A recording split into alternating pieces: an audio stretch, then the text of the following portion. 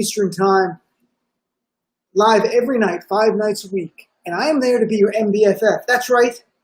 I am the neediest Muslim ever. So come over and join me. What are we talking about on the show tonight? Well, first, the countdown. We begin every show with the countdown. What is that? Well, the new number is 119. And that's 119 days to the most important election of our lives. No exaggeration, not hyperbolic. That's what it is. Another reminder, right now, in the middle of a deadly pandemic, the Trump administration is arguing in the U.S. Supreme Court to end all you and your family's coverage for pre-existing medical conditions. That's right, every benefit of the ACA. Pre-existing medical conditions, they want to get rid of. They want to allow insurers to drop you from your policy if you get really sick, or charge you exorbitant rates, or charge women more than men for the same policy.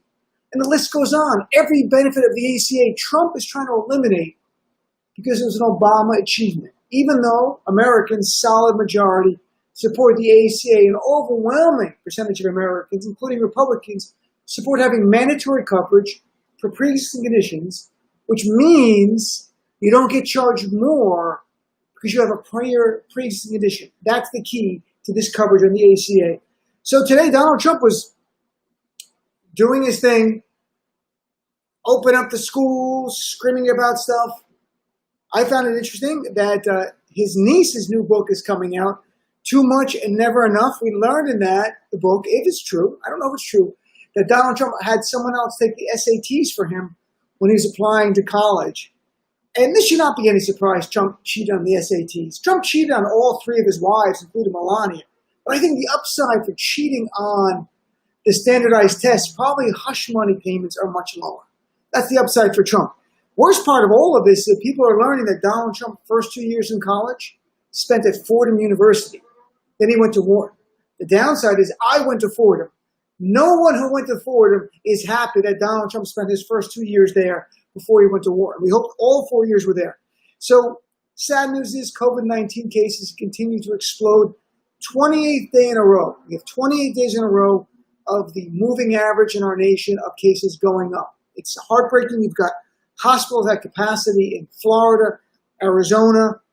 The death toll is moving up. Thankfully, not a huge spike, and that's the good news. But Dr. Fauci said today very clearly, it's a false narrative to take comfort in a lower rate of death. There's so many other things that are very dangerous and bad about this virus. Don't get yourself into a false sense of complacency, and that's fundamentally important. Because Donald Trump lied over the weekend saying 99% of the people who get COVID-19 harmless. That's not true at all. 15 to 20% of our country go to the hospital. Even that, we have a mortality rate of now 4.5%. Yes, 4.5% of those who get it die. Now, the number is probably inflated a bit because we haven't tested everybody. But there are thousands of Americans with either long-term or permanent disability as a result of COVID-19. So just because you don't die doesn't mean you will not have lung scarring the rest of your life, or the side effects of a stroke, or neurological impairment, or cognitive deficit, or muscular issues. These are all the long-term consequences of COVID-19 that Trump doesn't want you to know about. Why? Because he wants you to go to work and go to school and sacrifice yourself for him. So unemployment can go down and the stock market can go up and he can have 2 more applause lines at his rallies while Americans die. We've never had a commander-in-chief not care about the life and death of our fellow Americans like this man. This is despicable what we're seeing. There's something I find really interesting. Donald Trump continually blames China for COVID-19. And his 4th of July speech, prepared remarks, not off the cuffs, he point blank said the world is now suffering as a result of China. He said China's secrecy, deceptions, and cover-up allowed the virus to spread. He even said China must be held accountable. Earlier in May, he talked about China being the reason their malfeasance, the word he used, their misconduct is why. He even said in May, and this is stunning, Donald Trump said, this attack, and he called what China has done to us an attack. He said, this is the worst attack we ever had. This is worse than Pearl Harbor. He said, this is worse than the World Trade Center. And just on Friday, Peter Navarro, Trump's economic advisor, was on MSNBC with Ali Velshi. And in this, he stunningly said, I want everybody right here today, as the day before Independence Day, to understand this. This virus started with the Chinese Communist Party. They spawned the virus. They hid the virus. And then he adds this stunningly. The Chinese government then sent hundreds of thousands of Chinese nationals over here to seed and spread the virus. What Trump is saying is that, and Peter Navarro is, China developed this virus. They intentionally kept it from us, then spread it to America and killed Americans, maybe over 100,000 Americans. So if Trump really views this as worse than Pearl Harbor and 9/11, and it so far is with death toll in our country, why isn't Trump retaliated? After 9/11, after Pearl Harbor, America retaliated militarily. Why isn't Trump retaliated in response to what he calls the worst attack we have ever seen?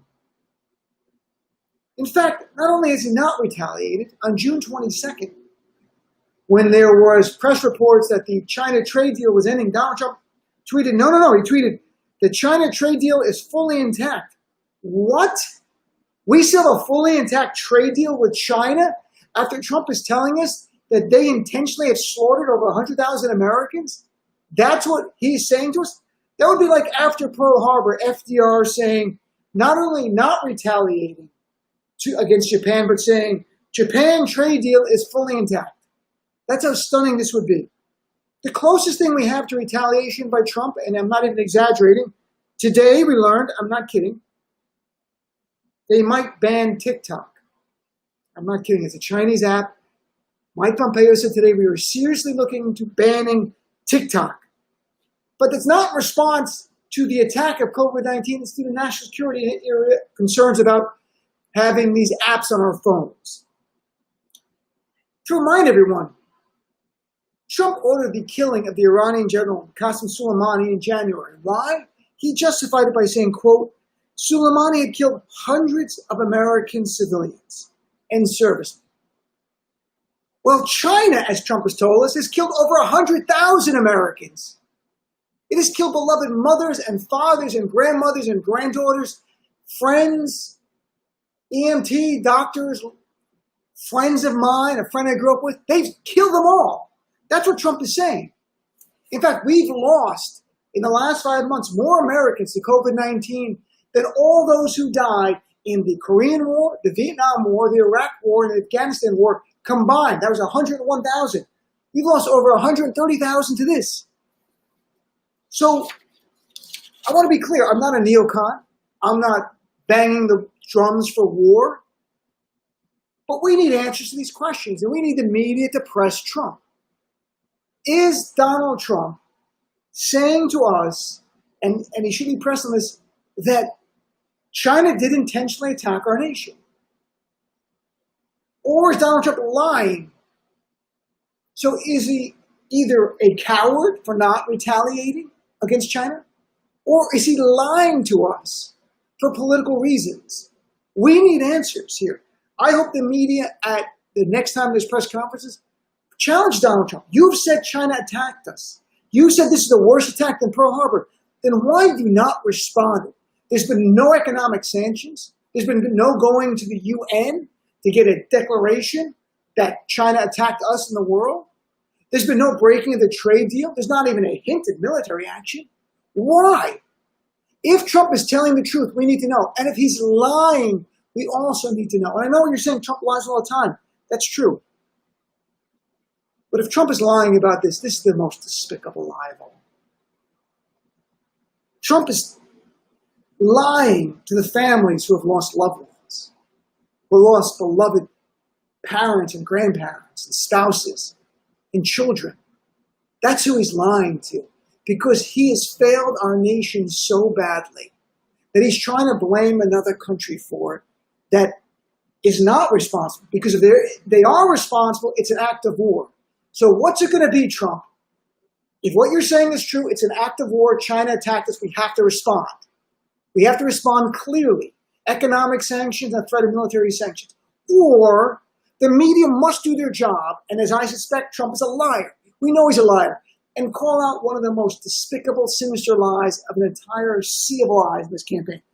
And on the show today, Congressman Ruben Gallego is going to join us. He doesn't hold back. He has no problems telling us the truth. In fact, he's from Arizona. Cases are spiking in Arizona. their hospital beds are at capacity, and the Trump administration will not give them the testing equipment they need.